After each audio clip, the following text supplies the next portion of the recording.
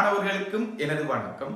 இந்த தமிழம் யூடியூப் சேனலின் ஊடாக தொழில்நுட்பவியலில் கல்வி கற்கும் மாணவர்களுக்காக தொழில்நுட்பத்திற்கான விஞ்ஞான பாடத்துக்குரிய மீட்டல் பயிற்சியை வழங்க உள்ளோம். ஆகவே அனைத்து மாணவர்களும் இந்த தமிழம் யூடியூப் சேனலை சப்ஸ்கிரைப் பண்ணுவதுடன் உங்களுடைய நண்பர்களுக்கும் பகிருமாறு அன்புடன் கேட்டுக்கொள்கிறேன். நன்றி. முதலாவது கட்டுரை வினா. கிடையான தரை மீது காணப்படும் 500 கிலோகிராம் திணிவுள்ள கான்கிரீட் திராந்தைகளை உயர்த்துவதற்காக உயர்த்தி வாகனம் ஒன்று பயன்படுத்தப்படும் சந்தர்ப்பம் உருவில் காட்டப்பட்டுள்ளது. உயர்த்தி பொறியின் திணிவு 20,000 கிலோகிராம் ஆகும். அதன் ஏபி புயத்தின் திணிவு 2,000 கிலோகிராம் ஆகும். வாகனத்தினதும் ஏபி புயத்தினதும் நிறை தொழிற்படும் புள்ளிகளாகிய ஈர்வை மையங்கள் முறையே EF என குறிப்பிடப்பட்டுள்ளன. E புள்ளியானது உயர்த்தி வாகனத்தின் பின்புற அந்தத்தில் இருந்து 2.5 மீட்டர் தூரத்தில் அமைவதோடு F புள்ளி AB புயத்தின் நடுப்புள்ளி ஆகும். நிறையை உயர்த்தும் சந்தர்ப்பத்தில் வாகனத்தின் சில்லுகள் நில மட்டத்திற்கு மேலே உயர்த்தப்பட்டு முற்புறமாக x, x' எனும் புறத்தே y' எனும் பெயர்கள் உள்ள 4 தாங்கிகள் மீது தாங்கப்பட்டுள்ளது. x', y' தாங்கிகள் உருவில் காட்டப்படவில்லை. உருவின் வடத்தினதும் கொழுக்கினதும் திணிவுகள் புறக்கணிக்கத்தக்க அளவுடையது. புவியீர்ப்பு ஆர்முடுதல் 10 மீட்டர் (s-2) என கருதுக. பகுதி A. முதலாவது வினா, திராந்தைகளின் மீது தொழிற்படும் விசைகளை குறித்து காட்டுக. அதாவது இதாந்த வரைபடம் தந்திருக்கு. கிரேன் ஒரு பொருளை உயர்த்துவதற்கு பயன்படுத்தப்படும் ஒரு பீம்ஸ். அந்த பீமை உயர்த்துறதுக்கு இந்த கிரேன் நாங்க பயன்படுத்துறோம். இது நாங்க அன்றாட வாழ்க்கையில நடக்கிற சம்பவம். அப்ப அந்த கிரேன் உயர்த்தக்குள்ள பாத்தீங்கன்னா 4 ஜக் இருக்கும். இந்த தாங்கி முன்னுக்கு 2 இருக்கும், பின்னுக்கு 2 இருக்கும். அதான் X, Y. அங்கால இருக்கிறது உங்களுக்கு படத்துல காட்ட முடியாது. இது முப்பரிமாண படம் இல்லாதால அங்கால இருக்கிறது Y, X', இது Y' அங்கால இருக்க காட்டுங்கன்னு சொல்லியிருக்காங்க. அப்ப இந்த கிரேனை பயன்படுத்தி உயர்த்த போறோம். அப்ப இந்த உயர்த்தக்குள்ள இந்த விசை தொழிற்படுற விதம் தான் இந்த பொருள்ல காட்டப்பட்டிருக்கு. அது முதலாவது கேள்வி சொன்னா திராந்தை இந்த பீமின் மீது தாக்கும் விசைகளை குறித்து காட்டுகன்னு சொல்லியிருக்கு. ஆகவே நாங்க பாத்தீங்கன்னு சொன்னா 500 கிலோகிராம் திணிவுடைய பீம். ஆகவே இதுல புவிமையம் நடுவில் இருக்கும் சீராக. ஆகவே இதன் நிறை இங்க இருக்கும் 5,000 நியூட்டன். இதுல நிறை. அதே மாதிரி இதுல என்ன எங்களுக்கு இழுவிசை இருக்கு T. ஆகவே இது T. ஆகவே இது 30 பாகைன்னு சொன்னா இதுவும் என்ன 60 பாகையா இருக்கும். இதுவும் 60 பாகையா இருக்கும். விசைகளை குறித்து காட்ட சொல்லி இருக்கு. எதிர அந்த திராந்தையில பீம்ல. ஆகவே பீம்ல தொழிற்படுற விசை இவ்வளவுதான் முதலாவதுக்குரிய விடை. ஆகவே இதுல நீங்க பாத்தீங்கன்னு சொன்னா இதுக்கும் என்ன இதுலயும் T', இதுவும் T' என்று நாங்க மேலதிகமா குறிச்சு கொள்ளலாம் உங்களுக்கு தேவைக்கேற்ற வகையில. ஆகவே இதுதான் குறிக்கிற இந்த பீம்ல இதுக்கு தாக்குற விசை. ஒன்று புவியீர்ப்பு மையத்திலிருந்து தாக்குற நிறை, அடுத்தது அந்த இலையில தாக்குற இழுவிசை. இந்த இரண்டும் தான் இதுல விடை. இரண்டாவது வினா, உருவில் காட்டப்பட்டுள்ளவாறு ஓர் திராந்தி மாத்திரம் உயர்த்தி வைக்கப்பட்டுள்ள ஓர் சந்தர்ப்பத்தில் BC வடத்தில் ஏற்படும் இழுவிசையை காண்க. அதாவது BC இந்த வடம். அப்ப இதுல ஏற்படுற இழுவிசை என்று கேட்டிருக்கு. ஆக இதுல ஏற்படுற இழுவிசை என்ன? இந்த நிறைய மொத்த நிறையா இருக்கும். அதாவது பீமின் திராந்தையிட மொத்த நிறைய ஆகும். இந்த இழுவிசை ஆகும். ஏன்னு சொன்னா இது இந்த இலேசான இலைன்னு சொல்லியிருக்காங்க. அதாவது திணிவு புறக்கணிக்கத்தக்க இலைன்றதுனால நாங்க என்ன செய்யணும், நிறைந்த அதாவது பீமின் நிறை எதுக்கு சமனா இருக்கும்? ஏசியில தாக்குற நிறைக்கு சமனா இருக்கும். ஆகவே நான் T' எடுத்திருக்கேன். ஆகவே T' சமன் என்ன வரப்போகுது? 5,000 நியூட்டன். இதுதான் இதுக்கு விடை. ஆகவே இந்த BC வளத்துல இந்த இவ்வளவு நிறைந்தாக்கும். ஆகவே இங்க என்ன ஒரே ஒரு பீம் தான் உயர்த்தி வைக்கப்பட்டிருக்குன்னு சொல்லியிருக்காங்க. ஆக ஒரு பீமின் நிலை 5,000 நியூட்டன். ஆகவே விடை 5,000 நியூட்டன். மூன்றாவது வினா, PQR வடத்தின் இழுவிசை எவ்வளவு? PQR வடத்தின் இழுவிசை கேட்டிருக்கு. ஆகவே என்ன PQR இந்த வடத்துல, அதாவது இந்த வடத்துல நான் இதுல பார்க்கிற இழுவிசையை பார்த்துருக்கேன். இதை மட்டும் எடுத்து சொன்னா இதை நான் நிலைவிட்டு கிடையாது பிரிச்சு விட்டு சொன்னா உதாரணத்துக்கு இப்படியே வரும். ஆகவே T sin θ sin 30. ஆகவே இங்கேயும் என்ன வரப்போகுது, இதுல பார்க்கிறது T sin 30. ஆகவே இந்த பீமை எடுத்துக்கொண்டா, இந்த பீம்ல தாக்குற சமநிலைக்கு இந்த எடுத்துக்கொண்டா மேல தாக்குற விசை அவ்வளவும் என்ன நிறைக்கு சமனா இருக்கும். மேல தாக்குற என்ன 2 T sin 30 T sin 30. ஆகவே என்ன பீமுக்கு நான் என்ன செய்யணும்னு சொன்னா மேல் நோக்கி எடுத்தோம்னு சொன்னா மேல் நோக்கி தாக்கு, அதாவது என்ன சமநிலையில நிலைக்குத்து கூறுகளின் அட்சரேகை கூட்டுத்தொகை 0. நான் அப்படி சொன்னா கூட என்ன மேல் நோக்கி எடுத்தோம்னு சொன்னா மேல் நோக்கி தாக்குற விசை அவ்வளவு கீழ் நோக்கி தாக்குற விசைக்கு சமனா இருக்கும். நிலைக்குத்து கூறு நான் சமப்படுத்தணும்னு சொன்னா T sin 30 சக T sin 30 மைனஸ் மேல் நோக்கி இது இருக்கு கீழுக்கு 5000 இருக்கு. 5000 சமன் 0. ஏன்னு சொன்னா சமநிலையில இருக்கு அப்படின்னு சொல்றாங்க. T தர அரை சக T தர sin 30 அரை எங்களுக்கு தருவாங்க, பிரச்சனை இல்லை. 5000 சமன் 0. கூட்டினோம்னு சொன்னா T மைனஸ் 5000 சமன் 0. ஆகவே T சமன் என்ன 5000 நியூட்டன். ஆகவே இழையில் தாக்கும், அதாவது PQR என்ற வடத்தில் தாக்கும் இழுவிசை 5000 நியூட்டன். பகுதி B, BC வடத்தின் இழுவிசை ஒரு குறித்த பெருமானத்தை விட அதிகரிக்குமாயின் உயர்த்தி வாகனம் குடை சாயும். பகுதி 1, மேற்படி நிபந்தனையின் கீழ் உயர்த்தி வாகனம் குடை சாயும் அச்சை குறிப்பிடுக. அதாவது என்ன சொல்றாங்கன்னு சொன்னா இதுல ஆக நிறைய, அதாவது குறிப்பிட்ட ஒரு நிறைய தாண்டி கூடுதலான நிறைய செய்யக்கூடிய என்ன செய்யணும்னு சொன்னா இதை செய்யும் புரளப்பா, அதாவது குடைசால புரள் ஒரு பக்கத்துல அப்படியே கழிஞ்சு என்ன புரள்றதுக்கு வாய்ப்பு இருக்கு. அப்ப எது பற்றி புரளலாம்னு கேள்வி. அதனால இதுல மொத்தமா நான் விஷய குறிச்சேன்னு சொன்னா இப்ப நாங்க இதுக்கு ஒரு மறுதாக்கம் இருக்கு. இதை நான் R1 இருக்கேன். R1 என்ன இதான் தரையில பட்டு கொண்டு, இது R2 இருக்கு, அங்காலையும் இருக்கு. நான் 2 தான் குறிச்சிருக்கேன். இங்க பாத்தீங்கன்னு சொன்னா இப்ப இவர் இங்கால நிறைய கூட்ட கூட்ட கூட்ட இவர் இந்த வலஞ்சுடியா சுழல் ஆரம்பிக்கும். அதான் புரள போகுது. அப்ப எந்த அச்சு பற்றி இது புரளது வாய்ப்பு இருக்கு. இவருக்கு நிறைய கூட்ட கூட்ட கூட்ட இதுல மரதாக்கம் பூச்சிமா இது கிளம்பி தரையை விட்டு கிளம்பிச்சு மரதாக்கம் இருக்காது பூச்சி. ஆனா எது பற்றி சுழல வாய்ப்பு இருக்கு, y டேஷ் பற்றி தான் சுழல் y முன்னுக்கு இருக்கு, அடுத்தது முன்னுக்கு. ஆகவே y டேஷ் அச்சு பற்றி தான் சுழல். ஆகவே விடை வந்து y டேஷ் அச்சு.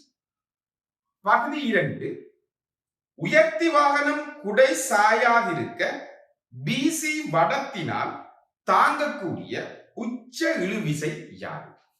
அதாவது அடுத்த கேள்வி சொன்னா என்ன மேக்சிமம் எவ்வளவு இந்த நிறைய இந்த கிரேனால தூக்க முடியும் தான் கேள்வி.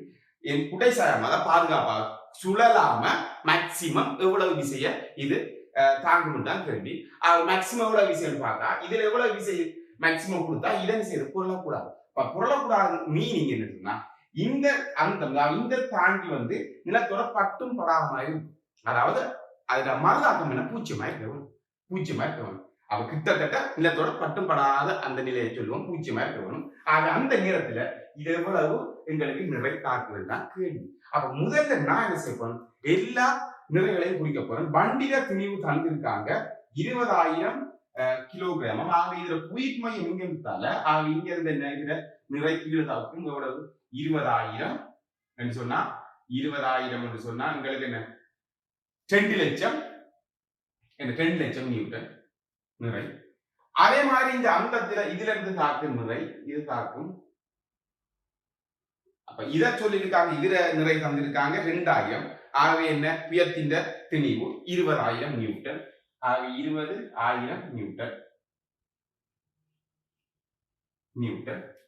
கேள்வி என்ன சொன்னா T டேஷ் தான் கேள்வி. எனக்கு இது இப்போதைக்கு தேவையில்லை, இது எனக்கு சம்பந்தம் இல்லை. T டேஷ் தான் கேள்வி. அப்ப இவ்வளவுதான் இதுல நாங்க குறிக்கக்கூடிய இருக்கிற திசைகள். ஆகவே நாங்க என்ன இங்க இந்த சந்தர்ப்பத்துல R1 சமன் என்ன 0 இருக்கு. ஆகவே R1 சமன் 0. ஏன்னு சொன்னா மேக்சிமம் T மேக்சிமம். அப்ப டி டேஷ் மேக்சிமம் எடுக்கக்குள்ள இந்த R1 என்ன பூஜ்ஜியமா இருக்க வேணும். அப்பதான் நாங்க என்ன செய்யலாம், இதை கணிக்கலாம். நாங்க என்ன சொல்ல போறோம் சொன்னா டி டேஷ் மேக்சிமமா இருக்கக்குள்ள R1 சமன் பூஜ்ஜியமா இருக்கும். ஆகவே நான் இப்ப இது பூஜ்ஜியம், இங்க மல்லாக்கம் இருக்கும். ஆக y என்ற புள்ளி பற்றி நான் விசைத்திருப்போம் எடுப்போம். ஆகவே y என்ற புள்ளி பற்றி வலஞ்சுழியா நான் விசைத்திருப்போம். இங்க என்ன விசை இருக்கு, இந்த இது பூஜ்ஜியம் போயிடும், ஒரு விசை இருக்கு, இது ஒரு 2, இது 3. இந்த விசை இருந்தா என்ன, இது 4 வலஞ்சுழியா சுழலும். ஆகவே 20,000 தர தூரம் வந்து தங்கிருக்கு. எவ்வளவு, இந்த இடத்துல இருந்து y பற்றி சீரான புயம், இந்த சீரான புயம். ஆகவே இது சமனா இருக்கும்னு சொன்னா, நடுவில் இருக்கும்னு சொன்னா, ஆகவே இது என்ன, இவ்வளவு 5 மீட்டர், இது 5 மீட்டர். நாங்க என்ன வீத சமத்தை எப்படி சொல்லலாம். ஆக இப்ப நான் y பற்றி விசை திருப்பம் எடுக்க போறேன். அப்ப y பற்றி விசை திருப்பம் எடுத்து விட்டேன்னு சொன்னா, முதலாவது என்ன 20,000 தர இந்த 20,000 தர என்ன இவ்வளவு தூரம் 5. ஆகவே இந்த விசை எடுத்து அடுத்த பாத்தீங்கன்னா இவர் இந்த டி அது வலஞ்சுழியா தான். ஆகவே இந்த புள்ளி பற்றி எவ்வளவு 10 மீட்டர். ஆகவே என்ன சக டி டேஷ் மேக்சிமம் தரத்தின 10. ஆகவே இவரை பார்த்தீங்கன்னா இது இடஞ்சுழியா சுழலும். ஆகவே இந்த பிளஸ் மைனஸ் இது நான் வலஞ்சுழியா எடுத்துருது, இவர் இந்த விசை மட்டும் இடஞ்சுழியா இருக்கு. ஆகவே என்ன இங்க பாத்தீங்கன்னு சொன்னா 2 லட்சம் 2 தர 10,5 தர என்ன 2,5. இது சமன் என்ன 0. சமன்லையில இருக்கு. சமன்லையில எந்த புள்ளி பற்றியும் விசை திருப்பங்களின் அட்சரவினை கொடுப்பதை 0. இங்க நான் இதை சுருக்கி எடுத்தோம்னு சொன்னா, இங்க 10 1 தர 10,5 ஏண்டா 4 10 15 சக 10 டி டேஷ் மேக்சிமம் மைனஸ் என்ன 5 தர 10,5 சமன் 0. இதுல 1 தர 15, இதுல 15. டைரக்டா நான் கழிக்கலாம். கழிச்சோம்னு சொன்னா 10 டி டேஷ் மேக்சிமம் சமன் மைனஸ் 4 தர 10,5 சமன் 0.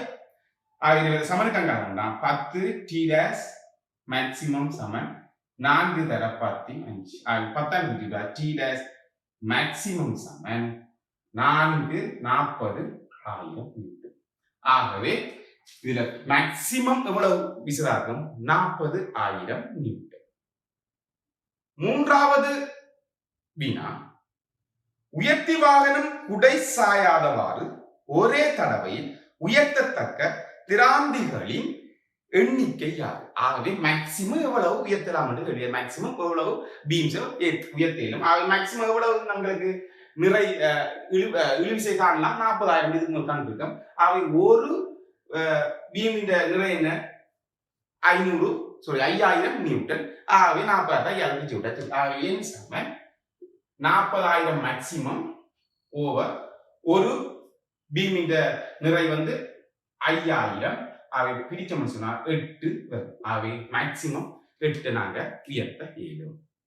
நான்காவது வினா, மேற்குறிப்பிட்டவாறு 4 தாங்கிகளின் மீது உயர்த்தி வாகனம் தாங்கப்பட்டிருப்பதற்கான காரணத்தை விஞ்ஞான ரீதியில் விளக்குக. அப்ப ஏன் இந்த 4 தாங்கிகளையும் அது உயர்த்தி வச்சிருக்கணும் கேள்வி. இது கிட்டத்தட்ட ஜெக் மாதிரி தான் இருக்கும். உங்களுக்கு தெரிஞ்சிருக்கும், ரோட்ல எல்லாம் இன்னைக்கு இதே மாதிரி நிப்பாட்டி வேலை செய்வாங்க. அவை ஏன் டயர்ல வைக்காம இந்த 4 தாங்கிலையும் வைக்கிறது. அப்ப இங்க என்னன்னு சொன்னா, எங்களுக்கு இதால கூடுதலான விசை பிரயோகிக்கப்படும். கூடுதலான விசை பிரயோகிக்கப்படும், கூடுதலான அமுக்கம் இருக்கும். அவை ஒரு கூடுதலான அமுக்கம் இருக்கக்கூடாது. ஏன்னா தொடுகை மேற்பரப்பு சின்ன டயரை பொறுத்தளவு. அவை பரப்பு கூட, அவை விசை கூட, அமுக்கம் கூட இருக்கும். அவை ஒன்றில் என்ன செய்யலாம், இந்த டயர் என்ன செய்யலாம், நிலத்துக்குள்ள புதையலாம். அல்லது ஒருவேளை நல்ல தரையான ஒரு ரோட்டாக இருக்கும்போது அந்த டயர் என்ன செய்யலாம், வெடிக்கலாம். அதாவது டயர் பாதிப்படையிறது வாய்ப்பு இருக்கு. அவை என்னத்துக்காக நாங்க இந்த தாங்கில் உயர்த்தி வச்சுக்கணும்னு சொன்னா, டயர் அதாவது டயரில் ஏற்படும் உயர் அமுக்கத்தை தடுப்பதற்கு. ஆக நாங்க என்ன சொல்லலாம்னு சொன்னா, இதுல விடை வந்து டயர் மீது அதிக அமுக்கம் ஏற்படுத்துவதை தடுத்தல். பகுதி சி, பெருந்தெரு ஒன்றில் ஓரத்தில் ஒரு பள்ளத்தில் விழுந்துள்ள மோட்டார் கார் ஒன்றினை உயர்த்துவதற்காக இந்த உயர்த்தி வாகனத்தை பயன்படுத்த வேண்டியுள்ளது. மோட்டார் வாகனம் பெருந்தெருவில் இருந்து 4 மீட்டர் கீழாக காணப்படுகிறது. அதன் திணிவு 2000 கிலோகிராம் ஆகும். முதலாவது வினா, ஒரு மோட்டார் வாகனத்தை பெருந்தெருவின் மீது உயர்த்தி வைப்பதற்கு செய்ய வேண்டிய வேலை அளவு என்ன? அதாவது ஒரு 4 மீட்டர் பள்ளத்துல ஒரு வாகனம் விழுந்து கிடக்கு, அதை உயர்த்துறதுக்கு எங்களுக்கு தெரியும். அவர் உயர்த்தணும்னு சொன்னா நாங்க அழுத்த சக்தி கொடுக்கணும். ஆக நாங்க செய்ய வேண்டிய வேலை எதுக்கு எதிராக இருக்கணும்? அந்த அழுத்த சக்தி சமனா இருக்கணும். ஆகவே என்ன, W is equal to mgh. m என்ன 2000 தர 10 தந்திருக்காங்க, உயரம் 4. ஆகவே என்ன 80,000 ஜூல். 80,000 ஜூல் என்ன சக்தி கொடுக்க வரும். ஆகவே விடை 80,000 ஜூல். இரண்டாவது வினா, உண்மையில் உயர்த்தியினால் விரயமாக்கப்படும் சக்தியின் அளவானது மேற்படி பெருமானத்திலும் கூடுதலாகும். இதற்கான காரணத்தை தருக. அப்ப என்ன சொல்றாங்கன்னு சொன்னா, இப்ப உண்மையிலே 80,000 யூல் அல்லது 80 கிலோ யூல் சொல்லலாம். 80 கிலோ யூல் தான் என்ன இது உயர்த்துறதுக்கு தேவை. ஆனா இதை விட கூடுதலா உயர்த்தி வாகனம் சில என்ன விரயம் செய்திருக்கேன்னு சொன்னா இந்த காரணமா இருக்கலாம். அப்ப கப்பில ஏற்படும் உராய்வு, கப்பில உராய்வு இருக்குன்னு சொன்னா உராய்வு விசைக்கு எதிராகவும் என்ன செய்யணும்? கிரேன் வேலை செய்யணும். ஆகவே உராய்வு விசைக்கு எதிராகவும் தொழிற்படக்குள்ள இதை விட என்ன செய்யணும்? கூடுதலான என்ன வேலை செய்ய வேண்டியிருக்கும். ஆகவே விட என்ன சொன்னா, கப்பியில் காணப்படும் உராய்வு முறுக்கத்துக்கு எதிராக வேலை செய்யப்பட்டிருக்கும். மூன்றாவது வினா, உயர்த்தியின் வடம் சுற்றப்பட்டுள்ள உருளையின் ஆரை 0.5 மீட்டர் ஆயின் மோட்டார் வாகனத்தை உயர்த்துவதற்காக உருளையின் மீது பிரயோகிக்க வேண்டிய முறுக்கம் எவ்வளவு? அதாவது அந்த உருளையெல்லாம் சுழல், அந்த கேபிள் போய் அப்படியே உருளையில சுற்ற இது உயரும், உங்களுக்கு தெரிஞ்சிருக்கும். அவை அதுல ஆரை வந்திருக்கு 0.5. அவை காரை உயர்த்துறேன்னு சொன்னா எவ்வளவு நியூட்டன் விசை கொடுக்கணும்? குறைந்தது என்ன 2000 காரின் திணிவு நிறை 20,000. ஆகவே எங்களுக்கு தெரியும் to is equal to F தர R. ஆகவே F என்ன 20,000 தர R என்ன 0.5. ஆகவே பெருக்கினீங்கன்னு சொன்னா விடை 10,000 நியூட்டன் மீட்டர். ஆகவே முறுக்கம் 10,000 நியூட்டன் மீட்டர். இரண்டாவது அமைப்பு கட்டுரை வினா, விசை இணைகர கோட்பாட்டை வாய்ப்பு பார்க்க பயன்படுத்திய ஓர் அமைவு உருவில் காட்டப்பட்டுள்ளது. P இலேசான நிறை தட்டுகள், Q வெள்ளைத்தாள் குற்றி இணைக்கப்பட்ட நிலைக்குத்தான வரைபலகை, R ஒப்பமான சிறிய கப்பிகள், S இலேசான இழை, LMN நிறைகள். பகுதி A, இந்த பரிசோதனையை செம்மையாக செய்து முடிக்க தேவையான ஏனைய ஆய்வு கருவிகளை யாவை? அதாவது எங்களுக்கு தெரியும், இது நாங்க எங்களோட தியரியில படிச்ச ஒரு பரிசோதனை தான். இந்த பலகை எங்களோட லேபுல இருக்கும். நாங்க லேசானங்களை என்ன தெரிந்த நிறைகளை வச்சுக்கொண்டு தெரியாத ஒரு பொருள் நிறைய கண்டுபிடிக்கிறான் இதுல நோக்கம். ஆகவே என்ன குற்றிடப்பட்ட எங்களோட ஒரு முறையை சொல்ல போனா, அப்ப குற்றி அதாவது வெள்ளைத்தாள் நினைச்சிருப்போம். நாங்க இந்த நீளங்கள் அளந்து குட்டி எடுப்போம். அந்த நீளம் அளந்து குட்டிடப்பட்ட அந்த வெள்ளைத்தாள் எடுத்து நாங்க என்ன செய்வோம்? விசைகளை பூர்த்தி செய்வோம். விசைகளை பூர்த்தி செய்து தாக்கப்புள்ளி நூடாக செல்லும் மூளை விட்டு அளந்து எடுத்து நாங்க இதுல நிறைய கணிப்போம். அப்ப இதான் அது ஷோர்ட்டா சொல்லக்கூடிய அந்த பரிசோதனை. இங்க கேட்கிறாங்கன்னு சொன்னா இதுக்கு இன்னும் மேலதிகமா என்ன அளவுடைய தேவை, என்னென்ன ஆய்வு கருவி டூல்ஸ் தேவை இருக்காங்க. அப்ப நாங்க முதலாவது என்ன சொல்லலாம், மூளை விட்டம் நாங்க தீர்றதுக்கு மூளை விட்டம் கவராயம் வரை கோல். மூளை விட்டம் கவராயம் வரை கோல். இதுதான் இந்த விடை. பகுதி B, தொகுதியை அதன் ஆரம்ப சமநிலை தானத்தில் இருந்து சிறிது இடம்பெயர்க்கையில் அதே சமநிலை தானத்துக்கு அது மீள்கிறதா என பார்ப்பதன் ஊடாக நீங்கள் சரி பார்ப்பது என்ன? அதாவது நாங்க இதுல எப்படி முதல்ல செய்யணும்னு சொன்னா, நாங்க இந்த திரிவு இழுத்து போட்டு நாம் விட்டேன்னு சொன்னா என்ன செய்யலாம்? இது சரியா அதே இடத்துல இருக்கும். அதான் முதல் அவசியம். நிலைக்குத்தா இருக்கணும். அதே இடத்துக்கு மீள்கிறதா இழுக்கப்பட்டு விட்டா அதே இடத்துக்கு போய் நிக்கணும். அப்படி நிக்கலன்னு சொன்னா என்னவா இருக்கும்? இந்த கப்பில உராய்வு முறுக்கம் இருக்கு. அப்ப உராய்வு முறுக்கம் புறக்கணிக்கத்தக்கவையா இல்லையா என்பதை நான் சோதித்து பார்ப்பது. அதான் அப்ப கிட்டத்தட்ட அதே இடத்துக்கு போகும்னு சொன்னா புறக்கணிக்கலாம். அல்லது அதே இடத்துக்கு போகலன்னு சொன்னா நாங்க அதுக்கு என்ன செய்யலாது? புறக்கணிக்க முடியாது. ஆகவே இந்த விடை என்னன்னு சொன்னா உராய்வு முறுக்கம் புறக்கணிக்கத்தக்கவையா என்பதை பார்ப்பதற்கு. பகுதி சி, இந்த பரிசோதனையில் இலேசான இலைகள் பயன்படுத்துவதற்கான காரணம் என்ன? அதாவது ஏன் இந்த இலேசான இலைகளை பயன்படுத்துறோம்? நாங்க பாரமான இலைகளை பயன்படுத்தல. பாரமான இலைகள் சொன்னா சங்கிலிகளும், இலேசான இலைகள் சொன்னா நாங்க ஒரு கேபிளும் நிறை குறைந்தது ஒரு திணிவு புறக்கணிக்க தக்கவை. அவை ஏன் பயன்படுத்தணும்னு சொன்னா அப்பதான் என்ன நிறை எதுக்கு சமனா இருக்கும்? அங்க என்ன நாங்க படிக்கிற நிறைக்கு சமனா இருப்பதற்காக. நிறை இது பாரமாக இருக்கணும்னு சொன்னா அதுல துணிவை சேர்க்க வேண்டியிருக்கும். ஆகவே விடை என்னன்னு சொன்னா இலையின் இழுவிசை தொங்கும் நிறைக்கு சமனாக இருப்பதற்காக. இலையின் இழுவிசை தொங்கும் நிறைகளுக்கு சமனாக இருப்பதற்காக. பகுதி டி, விசை இணைகர கோட்பாட்டை வாய்ப்பு பார்க்கையில் பின்வரும் ஆரம்ப படிமுறைகள் செய்து முடிக்கப்பட்டிருக்கின்றன. முதலாவது, தாளில் ஒவ்வொரு இலையினதும் நிலை குறிக்கப்படுகிறது. இரண்டாவது, வரை பலகையிலிருந்து தாள் அகற்றப்படுகிறது.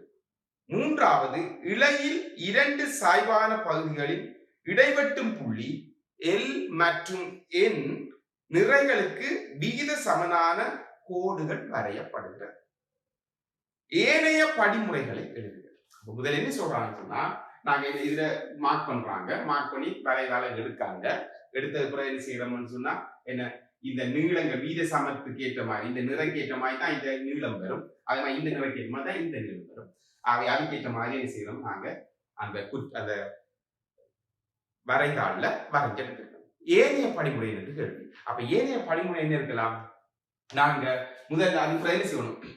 இது விசை இணைகிற விதி, அதாவது விசை இணைகிற அமைக்கணும். ஏன்னா விசை இணைகிற விதியை வாய்ப்பு பார்க்க போறோம். அப்ப விசை இணைகிறத பூர்த்தி செய்யணும். அதே நேரம் இந்த பூர்த்தி செய்து அந்த மூளை விட்டம் என்ன செங்குத்தா இலைக்குத்தா இருக்கிறது பார்க்கணும்.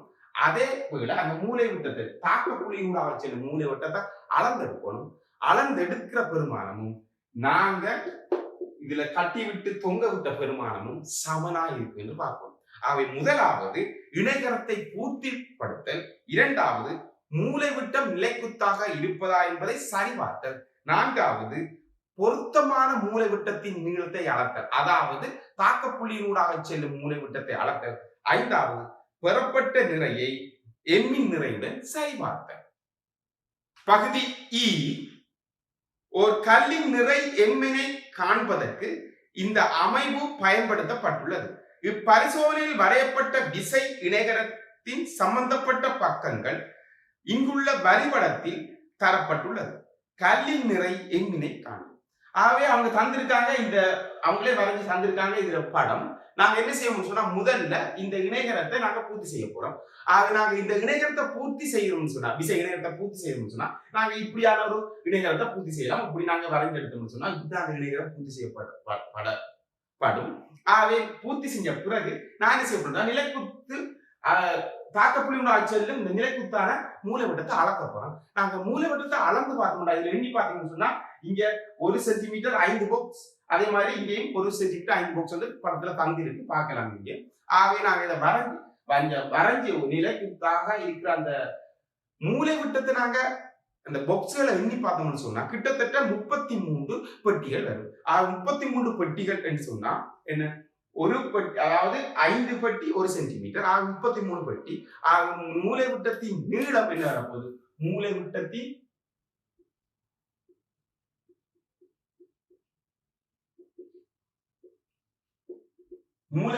நீளம் ஆனா 1 சென்டிமீட்டர் 5 பாக்ஸ், 33 சென்டிமீட்டர். என்ன வரப்போகுது? நாங்க 33 என்ன செய்யலாம்,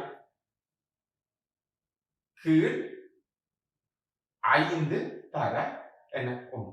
அவை பிரிச்சிங்கன்னு சொன்னா 6.6 சென்டிமீட்டர் இந்த மூலைவிட்டத்தில். ஆகவே நிறை எம்மின் நிறை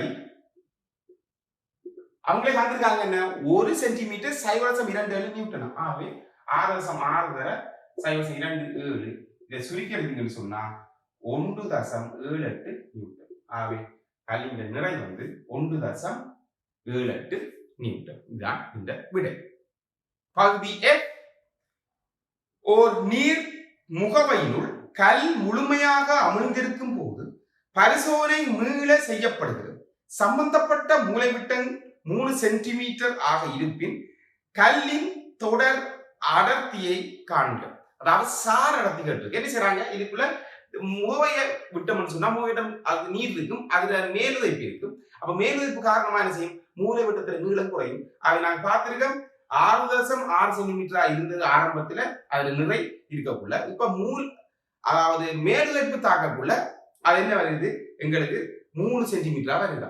அது எங்களுக்கு தெரியும் என்ன, சாரடத்தி சமன் நிறையின் கீழ் என்ன, அதுல நிற குறைவு சொல்லும் மேலுதைப்பு கண்டுவிட்டா சரி. நாங்க பாயியல் என்ற பாடத்துல மீண்டும் நாங்க இருக்கக்கூடிய பயிற்சிகளை செய்ய இருக்கோம். ஆகவே சாரடத்திய சமன் நிறையின் கீழ் அதுல மேலுதைப்பு. அப்ப நிறை எனக்கு தெரியும், எளியா கண்டுத்தன் 1.78 ஓவர் மேலுதைப்பு என்ன, ஆரம்பத்தில் 1.78 இருந்தது, இப்ப என்ன செஞ்சிருக்கு 3 சென்டிமீட்டர் ஆயிட்டா. 3 சென்டிமீட்டர் சொன்னா எங்களுக்கு தெரியும் 3 தர 0.3 தர 0.27 ஏன்னா 1 சென்டிமீட்டர் வந்து 0.27 நியூட்டன். இத சுருக்கி எடுத்தீங்கன்னு சொன்னா 1.78 1.78 சய 0.81. இதை நீங்க சுருக்கி எடுத்தா இதன் விடை வந்து 1.83 வரும். அலகில இருக்கு என்ன சாரடத்தி வந்து கலிங்க சாரடத்தி 1.83. பகுதி ஜி. முறையாக வரையப்பட்ட விசை வினகரத்தின் சம்பந்தப்பட்ட மூலைவிட்டம் நிலைக்குத்தாக அமையாவிட்டால் இதற்கான காரணத்தை கூறுக. அதாவது சம்பந்தப்பட்ட மூலவிட்டம் என்றது தாக்கப்புள்ளியூடாக செல்லும் மூலைவிட்டம். அந்த தாக்கப்புள்ளியூடாக செல்லும் மூலைவிட்டம் நிலைக்குத்தா இல்லைன்னு சொன்னா என்ன காரணமா இருக்கலாம், நான் ஏழியா சொன்ன மாதிரி கப்பி முறாய் முறுக்கம் இருக்கலாம். அப்ப உராய் முறுக்கம் இருக்கும்னு சொன்னா என்ன செய்யாது, நிலைக்குத்தா இருக்காது. ஒரு என்ன இந்த கப்பி வந்து சரியா இயங்கலன்னு சொன்னா இது முறாய் முறுக்கம் கூட இருக்கும்னு சொன்னா ஒன்று கூட இழுக்கும், அங்க குறைய இருக்கும், நிலைக்குத்தா இருக்கிறது வாய்ப்பு இல்லை. ஆகவே விடை வந்து கப்பியில் ஏற்படும் உராய்வு முறுக்கம். பகுதி எச். நிறைத்தட்டுகள் இலேசானவையாக இல்லை என்றால் இப்பரிசோதனையை சரியாக செய்ய என்ன நடவடிக்கை எடுக்கலாம். அப்ப நாங்க தட்டுக்குள்ளதான் நிறைய வச்சிருப்போம், நாங்க பார்த்திருப்போம் என்ன 3 தட்டு இருந்திருக்கும், அதுக்கு நிறைய இருக்கும் என்ன செய்யணும், அந்த உரிய அளவுடையோட என்ன செய்யணும், அந்த நிறைய கூட்டணும். அதாவது அந்த தட்டின்ற பெருமானமும் நிறையையும் கூட்டித்தான் அந்த இலைய நாங்க வீத சமனுக்கா எடுக்க வேணும். எளியா நாங்க வரைஞ்ச அந்த படத்தின்படி என்ன அந்த இலைய வந்து வீத சமனா நாங்க என்ன செய்யணும், எடுக்க வேணும். அப்ப அதன் போது என்ன நிறைத்தட்டுகளுடன் என்ன உரிய நிறைத்தட்டுகளை என்ன உரிய அளவுடையோட கூட்டுதல் வேண்டும்.